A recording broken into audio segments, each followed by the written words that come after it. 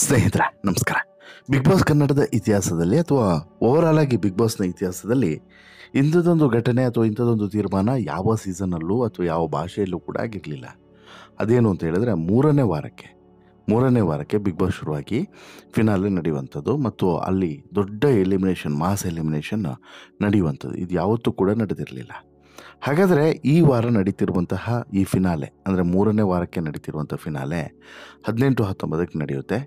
ಆ ಫಿನಾಲೆಯ ವಿಶೇಷತೆ ಏನು, ಹೇಗಿರ್ತದೆ ಆ ಫಿನಾಲೆ, ಅಲ್ಲಿ ಎಷ್ಟು ಜನ ಹೊರಗಡೆ ಹೋಗ್ತಾರೆ, ನಂತರ ಮುಂದಿನ ವಾರ ಎಷ್ಟು ಜನ ಒಳಗಡೆ ಬರ್ತಾರೆ ಅನ್ನುವಂಥ ಕುತೂಹಲ ಬಹುಶಃ ನಿಮಗಿರ್ಬೋದು.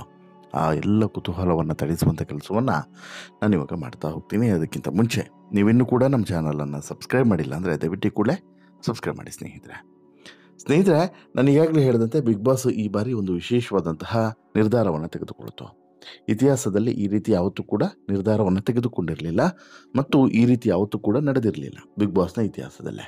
ಅದೇನು ಅಂತ ಹೇಳಿದ್ರೆ, ಬಿಗ್ ಬಾಸ್ ಮೂರನೇ ವಾರಕ್ಕೇ ಫಿನಾಲೆ ಒಂದು ನಡೀತಿರುವಂಥದ್ದು. ಬಿಗ್ ಬಾಸ್ ಕನ್ನಡ ಸೀಸನ್ 12ರಲ್ಲಿ ಈ ವಾರವೇ ಆ ಫಿನಾಲೆ ನಡೆಯಲಿದೆ. ಈ ಬಗ್ಗೆ ವಾಹಿನಿ ಕಡೆಯಿಂದ ಒಂದು ಅಧಿಕೃತವಾದಂಥ ಘೋಷಣೆ ಕೂಡ ಆಗಿತ್ತು. ಸಾಕಷ್ಟು ಟ್ವಿಸ್ಟ್ ಇಡಬೇಕು ಅನ್ನೋಂಥ ಕಾರಣಕ್ಕೆ ಈ ರೀತಿ ಮಾಡಲಾಗಿದೆ. ಬಟ್ ಇಲ್ಲಿ ಒಂದಷ್ಟು ಗೊಂದಲಗಳಿರುವಂಥದ್ದು, ಬಿಗ್ ಬಾಸ್ ಮನೆಯ ಈ ಫಿನಾಲೆಯಲ್ಲಿ ಎಷ್ಟು ಜನ ಹೊರಗಡೆ ಹೋಗ್ತಾರೆ, ಎಷ್ಟು ಜನ ಒಳಗಡೆ ಬರ್ತಾರೆ ಅನ್ನುವಂಥದ್ದು. ಯಾಕಂತ ಹೇಳಿದ್ರೆ ಮೂರೇ ವಾರಕ್ಕೆ ಹಲವರ ಆಟ ಮುಗಿತಾ ಇದೆ. ಈ ರೀತಿ ಯಾಕೆ ಮಾಡಿದ್ರು ಅದು ಗೊತ್ತಿಲ್ಲ. ಆದರೆ ಮಹಾತಿರುವು ಇರಬೇಕು ಮತ್ತು ಯಾರು ಕೂಡ ಎಣಿಸಿದಂತಹ ಆಟವನ್ನು ಈ ಬಾರಿ ಆಡಿಸಬೇಕು ಅನ್ನೋಂಥ ಕಾರಣಕ್ಕೆ ಈ ರೀತಿಯಾಗೆಲ್ಲ ಪ್ಲಾನನ್ನು ಮಾಡ್ಕೊಂಡಿದ್ದಾರೆ ಅನ್ನೋದು ಗೊತ್ತಾಗಿದೆ. ಹಾಗೆಯೇ ಈ ಫಿನಾಲೆಯಲ್ಲಿ ಎಷ್ಟು ಜನ ಹೊರಗಡೆ ಹೋಗ್ತಾರೆ ಅನ್ನುವಂಥ ಚರ್ಚೆ ಕೂಡ ನಡೀತಿದೆ. ಇದಕ್ಕೆ ಈಗ ಒಂದಷ್ಟು ಸುದ್ದಿಗಳು ಕೂಡ ಹರಿದಾಡ್ತಿದ್ದಾವೆ. ಜೊತೆಗೆ ಒಂದು ದೊಡ್ಡ ಟ್ವಿಸ್ಟ್ ಕೂಡ ಫಿನಾಲೆಯಲ್ಲಿ ನಡೆಯಲಿದೆ ಅನ್ನೋದು ಕೂಡ ಗೊತ್ತಾಗಿದೆ. ಏನದು ಹೇಳ್ತೀನಿ ನೋಡಿ. ಬಿಗ್ ಬಾಸ್ ಕನ್ನಡ ಸೀಸನ್ 12ರಲ್ಲಿ ದೊಡ್ಡ ಟ್ವಿಸ್ಟ್ ಎದುರಾಗುತ್ತಾ ಅನ್ನುವಂಥ ಪ್ರಶ್ನೆ ಇದೆ.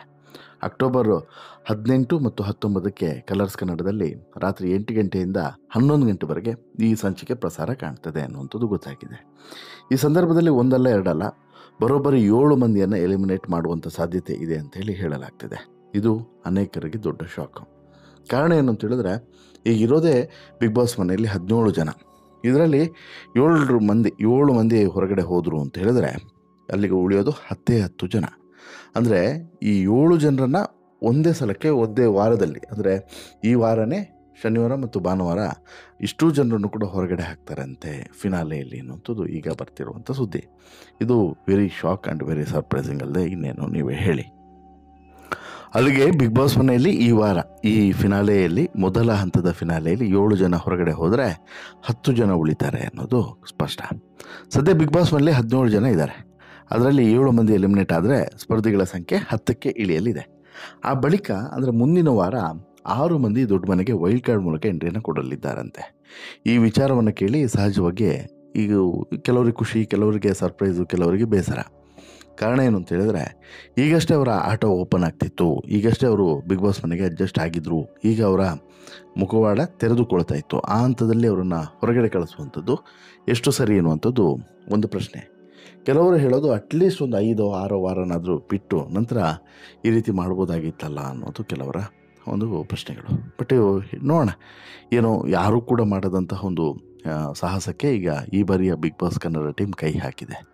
ಬಿಗ್ ಬಾಸ್ ಕನ್ನಡ ಇತಿಹಾಸದಲ್ಲಿ ಈ ರೀತಿ ಫಿನಾಲೆ ನಡೆಸಿರೋದು ಇದೇ ಮೊದಲು. ಜೊತೆಗೆ ಬಿಗ್ ಬಾಸ್ನ ಇತಿಹಾಸದಲ್ಲೂ ಕೂಡ ಈ ರೀತಿ ಆಗಲಿಲ್ಲ ಅಂತ ಹೇಳಿದ್ರು ಕೂಡ ತಪ್ಪಾಗಲಿಕ್ಕಿಲ್ಲ. ಈ ಮೊದಲು 99 ದಿನಗಳ ಬಳಿಕವೇ ಫಿನಾಲೆ ನಡೀತಾ ಇತ್ತು. ಆದರೆ ಇದೇ ಮೊದಲ ಬಾರಿಗೆ ಮೂರನೇ ವಾರಕ್ಕೆ ಫಿನಾಲೆಯನ್ನು ಮಾಡಲಾಗ್ತಿದೆ. ಈ ವಿಚಾರದಲ್ಲಿ ಮಿಶ್ರ ಪ್ರತಿಕ್ರಿಯೆ ಬರ್ತಾ ಇದೆ. ಈ ವೇಳೆ ಓರ್ವ ವಿಜೇತನನ್ನು ಘೋಷಿಸುವಂಥ ಸಾಧ್ಯತೆ ಇದೆ. ಬಟ್ ಆತನಿಗೆ ಪ್ರಶಸ್ತಿಯನ್ನು ಕೊಡೋದಿಲ್ಲ. ಆತ ನೇರವಾಗಿ ಈ ಅಂತಿಮವಾದಂಥ ಫಿನಾಲೆ ನಡೆಯುತ್ತಲ್ಲ 100 ದಿನಗಳ ಬಳಿಕ, ಆ ಫಿನಾಲೆಗೆ ಈತ ಬಹುಶಃ ನೇರವಾಗಿ ಹೋಗಬಹುದು ಆಕೆ. ಯಾಕಂತ ಹೇಳಿದ್ರೆ ಯಾರು ಇಲ್ಲಿ ವಿನ್ನರ್ ಅನ್ನೋದು ಗೊತ್ತಿಲ್ಲ. ಇದಾದ ಮೇಲೆ ಅಂದರೆ ಮುಂದಿನ ವಾರ ಈಗ ಎಲ್ಲದೂ ಕೂಡ ಮುಗಿಯುತ್ತೆ. 10 ಜನ ಸ್ಪರ್ಧಿಗಳು ಹೋಗ್ತಾರೆ, 6-7 ಜನ ಸ್ಪರ್ಧಿಗಳು ಬರ್ತಾರೆ. ಏನೋ ಒಂದು ಆಗುತ್ತೆ ಅಂತ ಇಟ್ಕೊಳ್ಳಿ. ಈಗ ಸಿಕ್ಕಿರುವಂಥ ಮಾಹಿತಿ ಪ್ರಕಾರ 17ರಲ್ಲಿ 7 ಜನ ಹೋಗ್ತಾರೆ, 10 ಜನ ಉಳಿತಾರೆ, ಮತ್ತೊಂದು 6 ಜನ ಬರ್ತಾರೆ ಅಂತೇಳಿ. ಅಲ್ಲಿಗೆ ಮತ್ತೆ ವಾಪಸ್ 16 ಜನ ಸ್ಪರ್ಧಿಗಳು ಬರ್ತಾರೆ. ಆ 16 ಜನ ಸ್ಪರ್ಧಿಗಳನ್ನು ಇಟ್ಕೊಂಡು ಬಿಗ್ ಬಾಸ್ ಮನೆ ಆಟ ಮುಂದುವರಿಯುತ್ತೆ. ಆನಂತರ ಹೇಗಿರ್ತದೆ ಆಟ ಅನ್ನೋದು ವೆರಿ ಇಂಟ್ರೆಸ್ಟಿಂಗ್. ಯಾಕಂತ ಹೇಳಿದ್ರೆ ಇಲ್ಲಿವರೆಗಿನ ಪ್ರೊಸೆಸನ್ನು ಈ ಸ್ಪರ್ಧಿಗಳು ನೋಡಿರ್ತಾರೆ. ಈ 3ನೇ ವಾರ ಈಗ ನಡೀತಿರೋದಲ್ಲ, ಈ 3 ವಾರದ ಆಟಗಳನ್ನು ಹೊರಗಡೆಯಿಂದ ಎಲ್ಲವನ್ನು ಕೂಡ ನೋಡಿರ್ತಾರೆ ವೈಲ್ಡ್ ಕಾರ್ಡ್ನಲ್ಲಿ ಬರೋವಂಥವ್ರು. ಈಗ ನೋಡಿ ಹೋದ ಸಲ ಏನಾಯಿತು, ಹನುಮಂತ ವೈಲ್ಡ್ ಕಾರ್ಡ್ನಲ್ಲಿ ಬಿಗ್ ಬಾಸ್ ಮನೆ ಒಳಗಡೆ ಬಂದಿದ್ದು, ನಂತರ ಎಲ್ಲವೂ ಕೂಡ ಆಟ ಬದಲಾಗಿ ಹೋಯಿತು. ಅದೇ ರೀತಿ ಈಗ ಬರುವಂಥ ಸ್ಪರ್ಧಿಗಳು ಕೂಡ ವೈಲ್ಡ್ ಕಾರ್ಡ್ನಲ್ಲಿ ಬರುವಂಥ ಸ್ಪರ್ಧಿಗಳಿಗೆ ಬಿಗ್ ಬಾಸ್ ಮನೆಯ ಒಳಗಡೆ ನಡೀತಿರುವಂಥ ಆಟ ಮತ್ತು ಅವರ ವ್ಯಕ್ತಿತ್ವ ಎಂಥದ್ದು, ಅವರ ಆಲೋಚನೆ ಎಂಥದ್ದು, ಅವ್ರು ಯಾವ ರೀತಿಯಾದಂಥ ಗೇಮ್ ಪ್ಲಾನ್ಗಳನ್ನು ಮಾಡ್ತಾರೆ, ಅವರ ಮೈಂಡ್ ಯಾವ ರೀತಿ ಓಡುತ್ತೆ, ಇವೆಲ್ಲವನ್ನು ಕೂಡ ಸ್ಪಷ್ಟವಾಗಿ ನೋಡಿ ಅಬ್ಸರ್ವ್ ಮಾಡಿ ನಂತರ ಬರ್ತಾರೆ.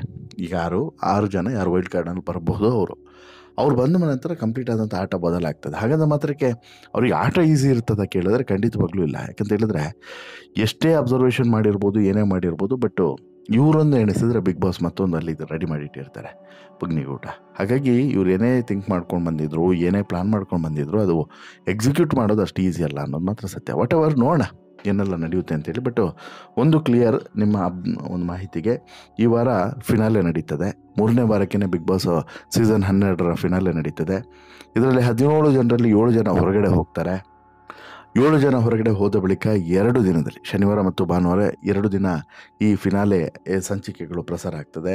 ಅದಾದ ಬಳಿಕ 7 ಜನರ ಜಾಗಕ್ಕೆ 6 ಜನ ಬಂದು ಮುಂದಿನ ವಾರ ವೈಲ್ಡ್ ಕಾರ್ಡ್ ಮೂಲಕ ಎಂಟ್ರಿಯನ್ನು ಪಡಿತಾರೆ ಅನ್ನುವಂಥದ್ದು. ಇದಿಷ್ಟು ಸದ್ಯಕ್ಕೆ ಲಭ್ಯವಾಗಿರುವಂತಹ ಮಾಹಿತಿ. ಇದರಲ್ಲಿ ಈಗಿರುವಂಥ ಅಂಶ ಏನು ಅಂತ ಹೇಳಿದ್ರೆ, ಆ 7 ಜನ ಯಾರು ಹೊರಗಡೆ ಹೋಗುವಂಥ 7 ಜನ ಯಾರು ಅನ್ನುವಂಥದ್ದು. ನಿಮ್ಮ ಪ್ರಕಾರ ಆ 7 ಜನ ಯಾರು ಆಗಿರಬಹುದು ಮತ್ತು ಯಾರು ಆಗಿರಬೇಕು? ದಯವಿಟ್ಟು ನಿಮ್ಮ ಅಭಿಪ್ರಾಯವನ್ನು ಕಮೆಂಟ್ ಮಾಡಿ ತಿಳಿಸಿ. ಸೀರಿಯಲ್ ನಂಬರ್ ವೈಸ್ 1 2 3 4 5 6 7 8 7 ಅಂತ ಹೇಳ್ಬಿಟ್ಟು ಮೆನ್ಷನ್ ಮಾಡಿ, ಇವರು ಹೊರಗಡೆ ಹೋಗ್ಬೋದು ಅಂತೇಳಿ ಹಾಕಿ ನೋಡೋಣ. ನಿಮ್ಮದು ಉತ್ತರ ಸರಿಯಾಗಿತ್ತು ಅಂತ ಹೇಳಿದ್ರೆ ನಿಮ್ಗೊಂದು ಸರ್ಪ್ರೈಸ್ ಕೊಡೋಣ. ನಿಮ್ಮ ಉತ್ತರ ಸರಿಯಾಗಿದ್ದರೆ, ಅಂದರೆ ಆ 7 ಜನ ಯಾರು ಅಂಥೇಳಿ ಹೊರಗಡೆ ಹೋಗೋರ ಹೆಸರನ್ನು ಕಮೆಂಟ್ ಮಾಡಿದ್ರೆ ನಿಮ್ಮ ಉತ್ತರ ಸರಿಯಾಗಿತ್ತು ಅಂತ ಹೇಳಿದ್ರೆ ನಿಮ್ಗೊಂದು ಸರ್ಪ್ರೈಸು ಪಕ್ಕ ಇರ್ತದೆ.